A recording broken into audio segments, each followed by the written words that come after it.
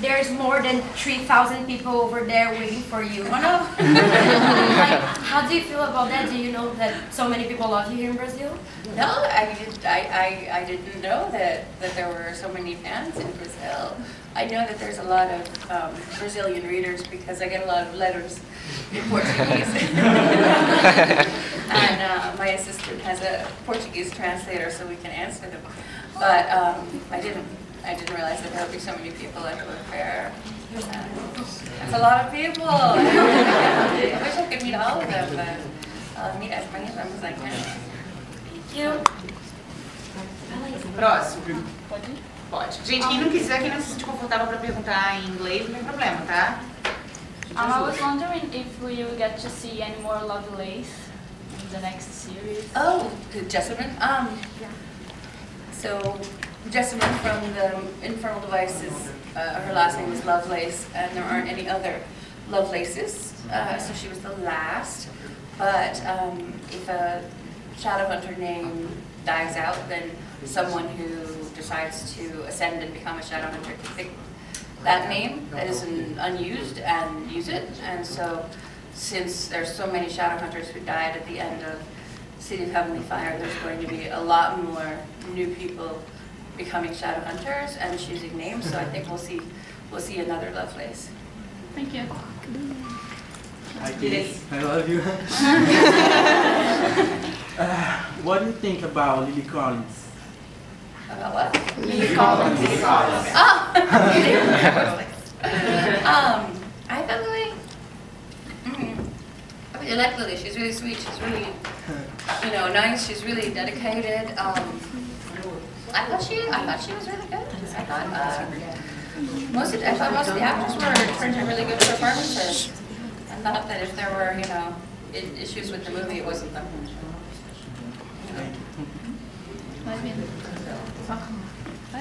Hi. I read about a situation maybe we would have a new film about Clockwork Angel.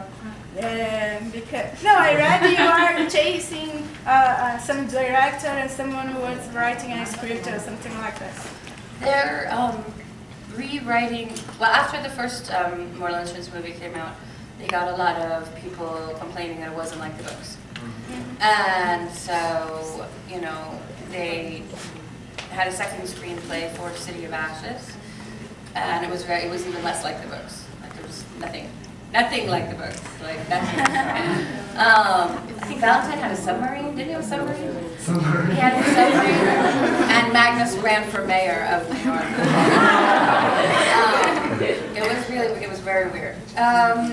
So they kind of looked at the screenplay and they looked at the sort of like fan response, and they were like, well, we can't do this. We have to throw this screenplay away and do a completely new screenplay that's more like the books. So that's what they were working on. It's complicated because usually if you're doing a series of movies, you have the screenplay ready by the time the first movie has come out. You have the screenplay for the second movie, so you can go right into filming it, and they didn't have one. It takes a year to do a screenplay, so I was hoping that in the next couple of weeks I would get to see the new screenplay for City of Ashes. What do you think about a TV series?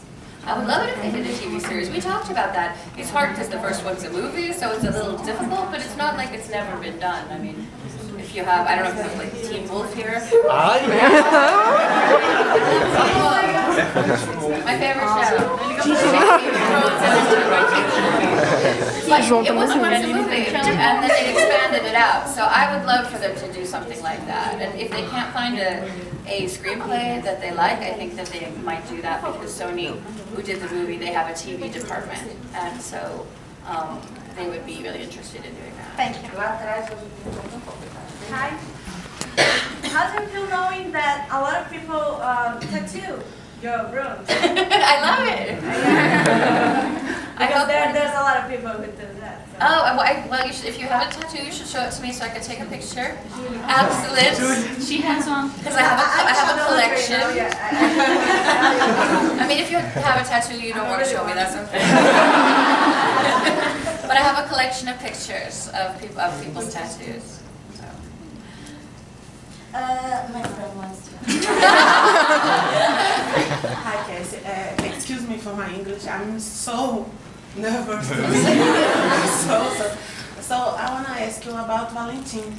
Okay. Do you regret that he's no more in any other books of yours, and he will be somehow in any future books? I mean, I will miss him in the way I miss all characters that I can't write about anymore.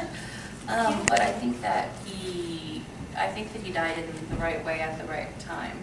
And part of the reason I wanted to write the next 3 books was to write about Jonathan as the villain instead of Valentine.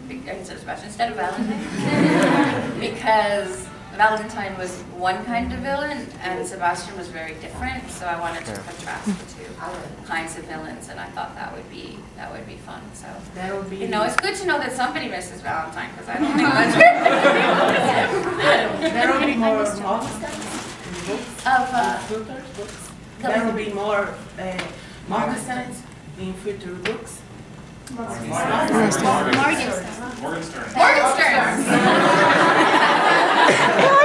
thought she said Mockingjay, and I was like,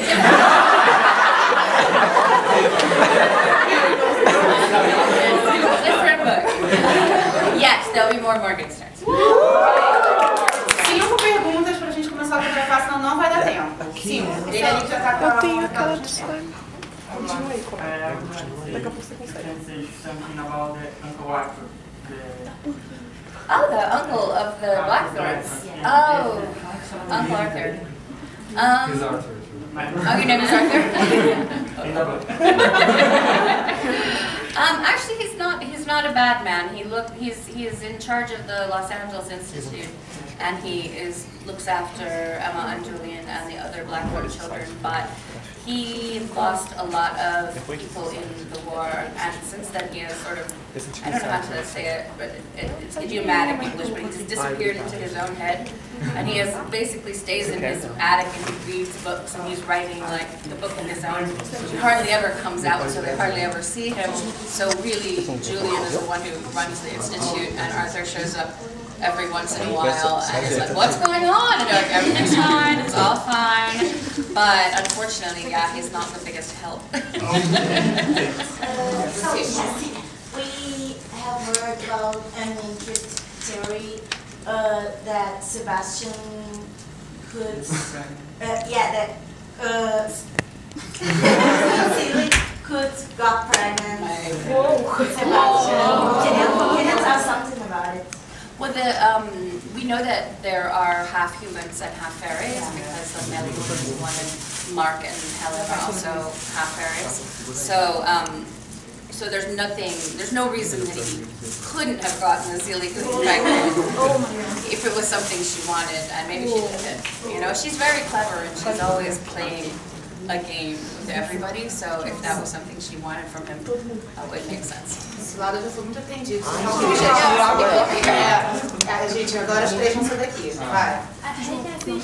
There is any moment in the book and you writing or had a second thought? I try not to think about it too much because it'll make you crazy if you think about, the things you would like to change, or I would have liked to go and put that in. But I regret not showing the when Maureen killed Camille, because I just didn't want. I didn't write it out, but I had this whole idea of how she was such a young vampire and was so ferocious, and how she got and overpowered so much an older vampire. And I think it would have been a really great scene. And even now people ask me like, how did she do it?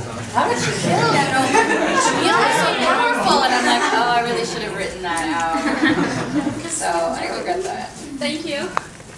Hi, Cassie. First of all, thanks to be here. I was wondering, I spent the last 6 hours coming here and by bus, so it was a long travel. And I was reading Clockwork Princess, so I finished while traveling here. and it was amazing to finish, and I love Infernal Devices. And I was wondering, as an amateur writer too, I was wondering about the cycle that you finished between Infernal Devices and Mortal Instruments that you did with like Jem becoming brother Zachariah. It was always in your mind to do that, or suddenly appeared? I decided to write the Infernal Devices after City of Ashes, so it was always in my mind when I was planning. Like you see Tessa very briefly in City of Glass, and it was always in my mind kind of from that moment on that the Mortal Instruments books would reflect what happened in the Infernal Devices. So you won't see anything in City of Bones or City of Ashes, but there's little bits in City of Glass, City of Fallen Angels, City of Lost Souls. Like little spoilers. Well, yeah, you see Tessa's Clockwork Angel at the Institute in New York. When Jace is in the Silent City, he sees that somebody has written JG on the wall, and then you see Jessamine write her initials on the wall in Clockwork Prince. So I just wanted the sense of the overlap, of sort of the connection of the past and the future, and how they were, you know, not so far away from each other. And also, it's also the story of Jem. I mean, you know, he goes all the way from what happens to him in Clockwork Princess to the end of City of Heavenly Fire, where he's, you know, human again, and then he's in Dark Artifices too with Tessa. So. That was genius. Well, thank you. Gente, só pra little bit about Simon. In his chronicles, will it have a demon? Well, okay, so we're talking about the Tales from the Shadowhunter Academy, right? Yes. So we all know about this? Yes. You guys know everything. Is there a villain? There's a couple of different villains, because it's a bit more like the Bay Chronicles than like another book. Each story, you could read it separately, and if you hadn't read the other stories, you would still understand it. But you know, he's at school. There are teachers at the school. Some of them like him.